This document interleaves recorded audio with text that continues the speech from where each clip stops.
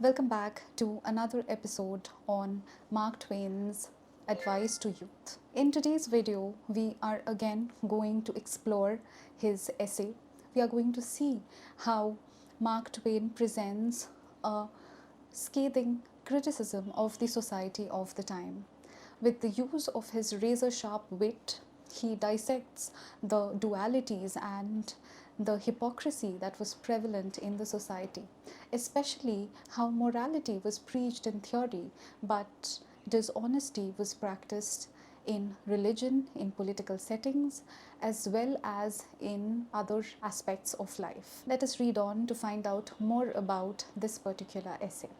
Now, in the previous video, we had seen how Mark Twain emphasizes on the importance of appearance and the importance of maintaining a reputation more than inculcating the good habits in reality. In this video, we will see how Mark Twain dedicates 2 paragraphs to talk about lies that were prevalent at that point of time. The younger children and the youth particularly were instructed not to indulge in lying, but the reality was quite different. So let's see what this razor sharp satirist had to say about this particular phenomenon. Now, as to the matter of lying, you want to be very careful about lying, otherwise you are nearly sure to get caught.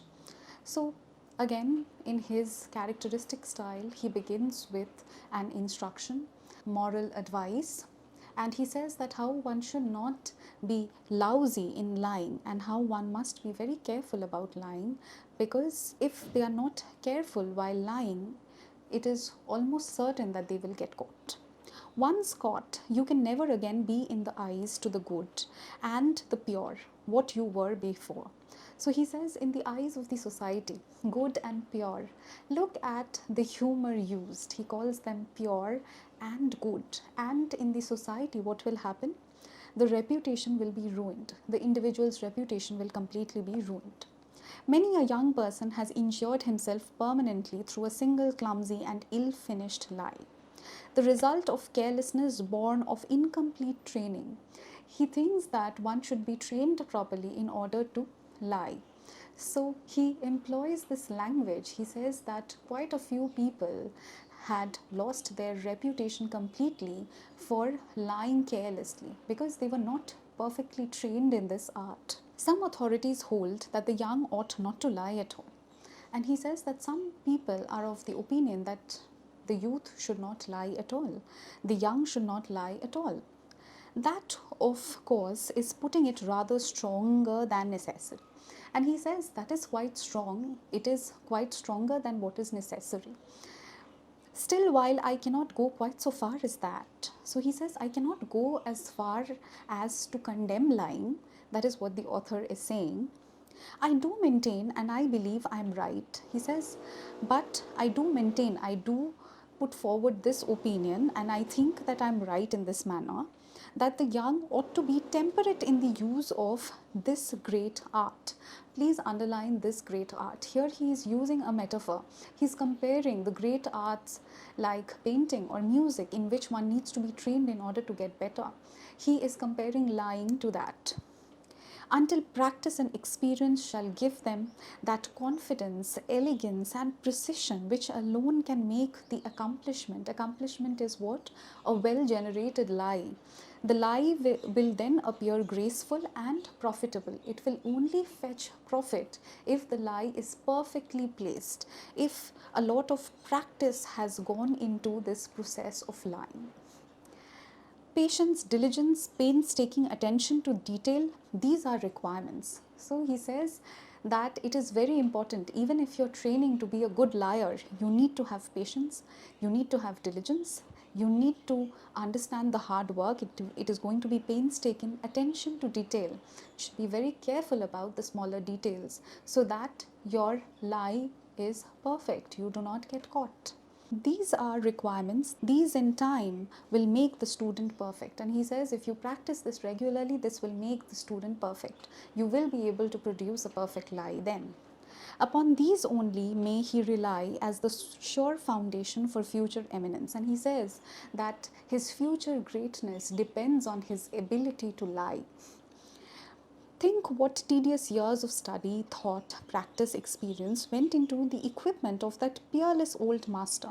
So now he tries to make the students remember of this particular philosopher who had spent tedious, hard years studying, and he had thought, practice, experience went into his equipment, means his work, of that peerless old master who was able to impose upon the whole world the lofty and sounding maxim. So there was this philosopher who had come up with this lofty, this high philosophical idea that truth is mighty and will prevail. Truth is powerful and it will prevail against all odds.